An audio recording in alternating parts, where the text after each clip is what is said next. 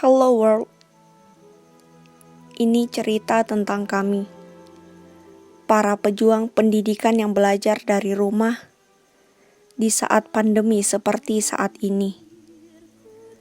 Sungguh banyak kisah tertorehkan di masa berat ini. Iya, sebelum virus ini ada, menyerang dunia, hingga ke pelosok tanah air kita. Semua berjalan seperti biasa, normal, layaknya aktivitas kita sehari-hari. Saat itu, kita bisa ke kampus, bertemu dosen dan teman-teman, nonton bioskop, kerja kelompok bersama teman sekelas, hingga beribadah di mana saja yang kita anggap suci. Semua masih seperti biasa, penuh canda tawa.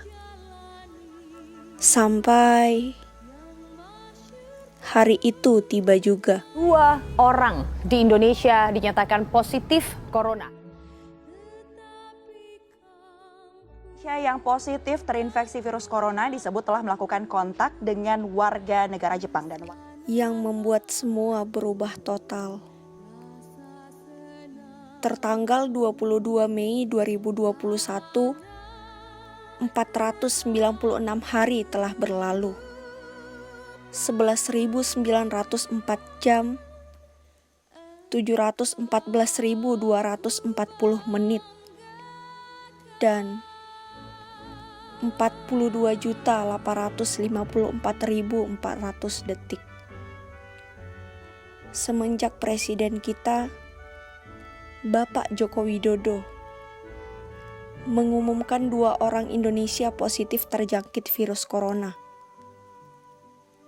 Pemerintah, baik pusat maupun daerah, mulai mengambil langkah pencegahan penularan yang lebih luas. Assalamualaikum warahmatullahi wabarakatuh. Selamat sore, salam sejahtera bagi kita semuanya. Om Swastiastu, Namo Buddhaya, salam kebajikan. Bapak, Ibu, dan saudara-saudara sekalian sebangsa dan setanah air di dunia. Saya tegaskan lagi bahwa kita harus saling mengingatkan untuk disiplin mengikuti protokol kesehatan dalam mengurangi penyebaran COVID-19. Sejumlah protokol dikeluarkan pemerintah terkait penanganan wabah virus corona di Indonesia. Standar penanganan diperlukan agar tidak terjadi kerancuan dalam menangani virus yang merebak pertama kali di Wuhan, Tiongkok ini. Gubernur DKI Jakarta Anies Baswedan menetapkan Jakarta dalam kondisi tanggap darurat bencana COVID-19.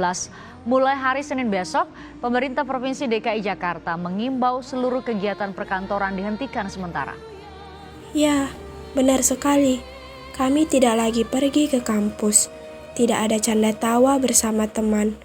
Lorong-lorong kampus yang biasanya dipenuhi mahasiswa, kini tampak sunyi dan sepi. Tidak ada lagi coretan di papan tulis, karena seluruh aktivitas dilakukan di rumah. Itulah akibat dari pandemi ini. Bahkan penerimaan mahasiswa baru pun dilakukan secara online. Sejak kala itu, Menteri Pendidikan beserta jajarannya mulai memberlakukan pembelajaran dari rumah. Sebutannya yaitu daring, home learning, dan BDR. Hari-hari berlalu, kita masih tetap di rumah. Sampai di mana tiba, masing-masing dari kita mulai mengetahui dampak positif dan negatif dari pembelajaran daring. Kita bisa sampaikan seperti apa dampak negatif pembelajaran daring itu, antara lain adalah sebagai berikut. Loh, minggu lalu materi ini dibahas ibu kan ya? Teorema A, aturan pangkat jika R adalah sebarang bilangan rasional kecuali -1. Ini gimana ya? Ya ampun, aku lupa lagi. Apa di buku ini ada ya? Oh ini. Tapi penjelasannya gimana? Ya ampun, aku baru ingat. Ternyata ibu bilang kalau semua penjelasan itu nggak mesti ada di buku. Loh gimana ya? Di sini ada nggak ya? Ampun deh, susah.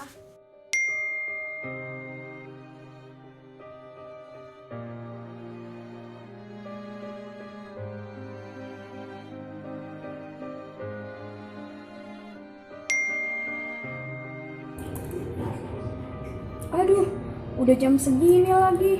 Mana ini belum bisa jaringannya.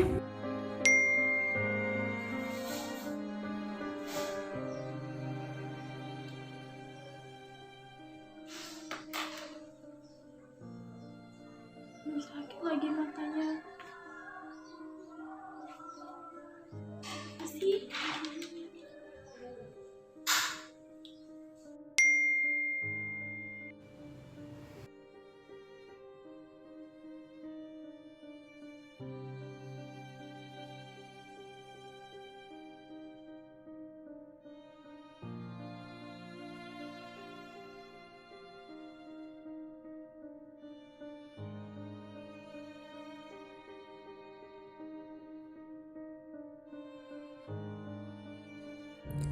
Tak jarang dari kita merasakan hal yang sama seperti sebelumnya. Bahkan pendidik pun tidak terlepas dari perasaan yang sama. Aku percaya, kita semua percaya, ini merupakan jalan terbaik untuk memutus rantai itu. Mendorong virus itu keluar dari rumah kita, Indonesia. Dengan deklarasi yang dimulai dari diri kita sendiri, maka pasti ada dampak positif yang kita terima sejauh perjalanan perjuangan pendidikan kita selama 496 hari ini. Dampak positif itu... Kalau untuk soal permasalahan benda jatuh, langkah yang pertama itu ialah kita asumsikan terlebih dahulu. Kemudian kita melakukan pemisahan pada variabel-variabelnya. Dan yang terakhir itu kita melakukan substitusi. Oke, paham. Nah, sini yuk makan malam. Oke, Ma, bentar, Ma. Adek beresin dulu ya. Nanti aja deh disambung lagi. Bentar ya, Ma. Mana ya cara ngerjainnya? Nggak paham lagi. Oh iya, cari Google dulu. Nah, ketemu.